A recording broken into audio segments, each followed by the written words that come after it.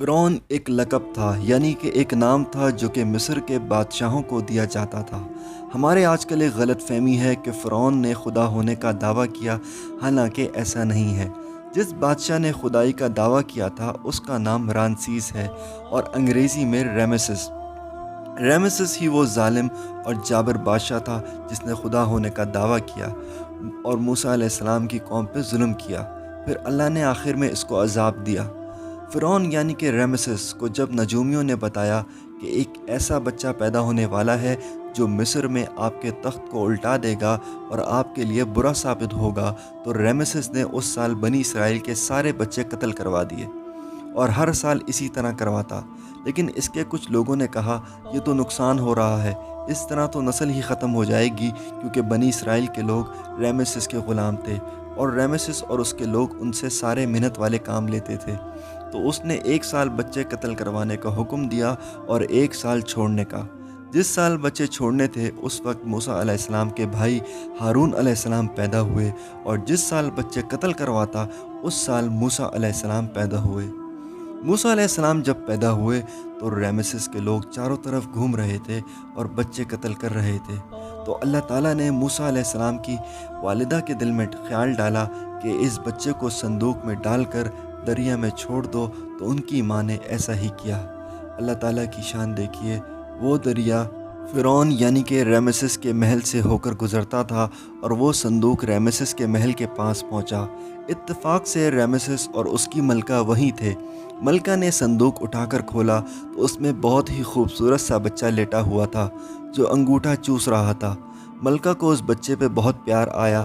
اس نے ریمیسس سے کہا ہم اس بچے کو پالیں گے، اور پھر حضرت موسیٰ علیہ السلام کی پرورش فرعون یعنی کہ ریمیسس کے محل میں ہوئی اور وہ وہیں پروان چڑھے۔ جب موسیٰ علیہ السلام کو نبوت ملی، یعنی کہ اللہ تعالیٰ نے کوہ طور پہ بلا کر کہا موسیٰ آپ میرے بندے ہیں اور میں نے آپ کو بنی اسرائیل کا نبی بنا کر بھیجا ہے اس دنیا میں۔ دوستوں، بنی اسرائیل وہی مظلوم اور غلام لوگ تھے جو کہ ریمیسس کے ظلم اور ستم سہ رہے تھے۔ اللہ تعالیٰ نے کہا موسیٰ آپ ریمیسس کے پاس جائیں اور اسے ایمان کی دعوت دیجئے اور بتاؤ کہ آپ اللہ کے نبی ہیں۔ اس وقت حضرت موسیٰ علیہ السلام نے اللہ سے کہا اے اللہ وہ بہت ظالم ہے۔ تو اللہ تعالیٰ نے کہا موسیٰ میں آپ کے ساتھ ہوں، گھبراؤ نہیں، وہ آپ کو نقصان نہیں پہنچا سکتا۔ تو موسیٰ علیہ السلام نے کہا اے اللہ میرے بھائی ہارون کو میری جگہ بھیج دیں۔ تو اللہ تعالیٰ نے کہا موسیٰ آپ کو میں نے نبی بنایا ہے اور آپ ہی جاؤ گے۔ پھر موسیٰ علیہ السلام کے اصرار پہ اللہ تعالیٰ نے ان کو اپنے بھائی کو ساتھ لے کر جانے کی اجازت دے دی۔ جب موسیٰ علیہ السلام ریمیسس کو دعوت ایمان دینے گئے تو اس نے ان کی نہ سنی اور کہا میں کسی خدا کو نہیں مانتا، میں ہی خدا ہوں اس مصر کا، معاذ اللہ۔ پھر اللہ نے عذاب بھیجنے شروع کیے۔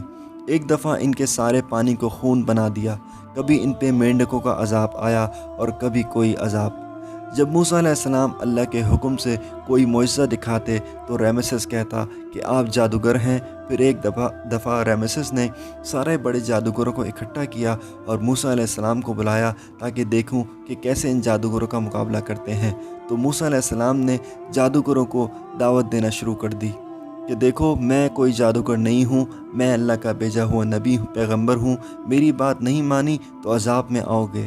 لیکن جادوگروں نے نہیں مانی اور اپنی اپنی رسیاں پھینکیں تو وہ سانپ بن گئیں۔ تو اللہ تعالیٰ نے حکم دیا موسیٰ آپ بھی اپنی لاٹھی زمین پہ پھینک دیں۔ جب لاٹھی پھینکی تو وہ اژدہا بن گئی اور سارے سانپوں کو کھا گئی۔ یہ دیکھ کر سارے جادوگر سجدے میں گر گئے اور ایمان لے آئے۔ اس پہ فرعون نے سب کو قتل کروا دیا۔ جب عذاب آتا تو ریمیسس موسیٰ علیہ السلام سے کہتا کہ اللہ سے کہو عذاب ہٹا دے۔ جب اللہ عذاب ہٹا دیتا تو وہ واپس ظالم بن جاتا اور اسی طرح ظلم کرتا۔ اللہ تعالیٰ نے ریمیسس اور اس کے لوگوں پہ طرح طرح کے عذاب بھیجے تاکہ یہ ہدایت پہ آ جائیں اور توبہ کر لیں۔ آخر کار بنی اسرائیل کی نجات کا وقت آیا۔ اللہ تعالیٰ نے فرعون یعنی کہ رامسیس، ریمیسس اور اس کے لوگوں کو سزا دینے کا فیصلہ کیا اور موسیٰ علیہ السلام سے کہا رات کو اپنی قوم بنی اسرائیل کو لے کر مصر سے نکل جاؤ۔ تو انہوں نے ایسا ہی کیا، لیکن بنی اسرائیل والے بھاگتے بھاگتے راستہ ہی بھول گئے اور ایسی جگہ جا پہنچے کہ آگے سمندر تھا۔ وہاں ریمیسس کو کسی نے یہ خبر دی تو اس نے فوراً اپنی فوج اور سارے سلطنت کے لوگوں کے ساتھ بنی اسرائیل کو پکڑنے کے لیے نکلا۔ جب بنی اسرائیل بیچارے یہ سوچ رہے تھے کہ کہاں جائیں، آگے تو سمندر ہے، تو پیچھے دیکھا کہ رمیسس اپنی پوری فوج کے ساتھ آ رہا تھا، تو ان کی بیچاروں کی جان ہی نکل گئی۔ اور موسیٰ علیہ السلام سے کہا، اے موسیٰ، ہم تو اب مارے گئے۔ اس پہ موسیٰ علیہ السلام نے فرمایا، فکر مت کرو اور اطمینان رکھو، میرے ساتھ میرا اللہ ہے۔ اور اسی وقت اللہ تعالیٰ نے حکم دیا، موسیٰ اپنی لاٹھی سمندر پہ مارو۔ جب انہوں نے یہ کیا تو سمندر رک گیا، ایک جگہ جمع ہو گیا اور راستے بن گئے، جس سے بنی اسرائیل صحیح طرح وہاں سے گزر گئے۔ جب رمیسس نے یہ دیکھا، اس پاگل نے بھی اپنی فوج کو حکم دیا کہ سمندر میں سے گزرو۔ یہ پاگل بیوقوف طاقت کے نشے میں یہ بھول گیا تھا کہ یہ معجزہ تو اللہ تعالیٰ نے موسیٰ علیہ السلام اور بنی اسرائیل کے لوگوں کے لیے کیا تھا۔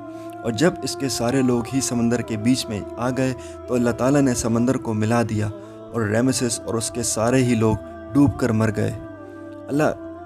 یہ تھا اللہ کا آخری عذاب جو کہ اس کی موت کا سبب بنا۔ بات یہاں ختم نہیں ہوتی ہے، اللہ تعالیٰ نے اس کی لاش کو سمندر سے باہر پھینکا، اور آج بھی رمیسس فرعون کی لاش مصر کے میوزیم میں موجود ہے۔